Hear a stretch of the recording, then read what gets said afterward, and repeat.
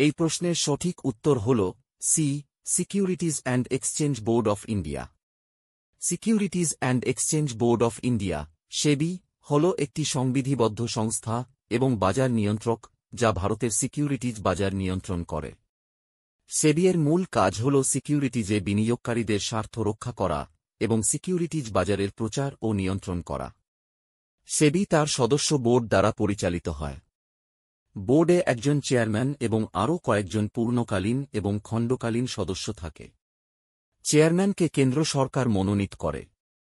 সেবি অস্তিত্ব লাভের আগে নিয়ন্ত্রক কর্তৃপক্ষ ছিল মূলধন ইস্যু নিয়ন্ত্রণ আইন 1947 থেকে এটি কর্তৃত্ব লাভ করেছিল।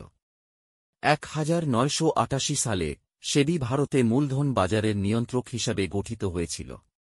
প্রাথমিকভাবে সেবি একটি অসংবিধিবদ্ধ সংস্থা ছিল যার কোনো সংবিধিবদ্ধ ক্ষমতা ছিল না।